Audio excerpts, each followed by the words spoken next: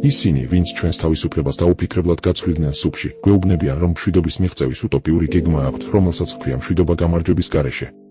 ისინი ამას შეგუების პოლიტიკას უწოდებენ. ამბობენ, რომ თუ მტერს დავუჩოქებთ, ის თავის ბოროტს რახვებს დაივიწყებს და შეგვიყვარებს. ყველას, ვინც მათ აზრს ვეწინააღმდეგებით, ომის გამჩაღებლებად მოგვეხსენიებენ.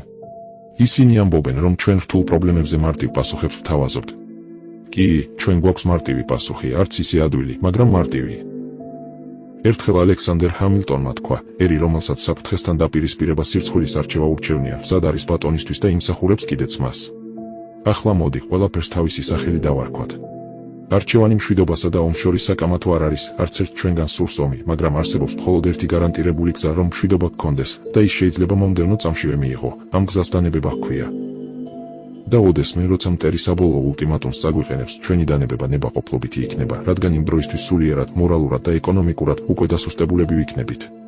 მტერს ამის სჯერა, რადგან ჩვენი მხრიდან ესმის ხმები, რომლებიც მშვიდობას ნებისმიერ ფასად ითხოვენ, ან ამბობენ, მირჩევნია დაჩოქებულმა ვიცხოვრო, ვიდრე ფეხზე მდგომი მოვკვდე.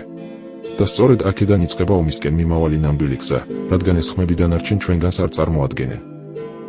ჩვენი სიმხდალე მტერს კი არ ათვინიერებს, არამედ პირიქით, სურვილს უჩენს ომი დაგვიწყოს. თქვენ და მე არ გვჯერა, რომ სიცოცხლე იმდენად ძვირფასია, ხოლო მშვიდობა იმდენად ტკბილი, რომ მათი ფასი ჯაჭვები და მონობა იყოს. იქნებ ცხოვრებაში არაფრისთვის ღირს სიკვდილი. განა მოსეს უნდა ეთქვა ისრაელის შვილებისთვის, რომ მათ ეცხოვრათ მონობაში ფარაონების ქვეშ. განა ქრისტეს უნდა ეთქვა უარი ჯვარზე. ჩვენი ისტორიის წამებულები სულელები არ ყოფილან და ჩვენი პატივსაცემი გმირები, რომლებმაც სიცოცხლე მტრის შესაჩერებლად გასწირეს, ამაოდ არ დაღუპულან. მაშ, სად არის გზა მშვიდობისკენ? საბოლოოდ, პასუხი მართლაც მარტივია.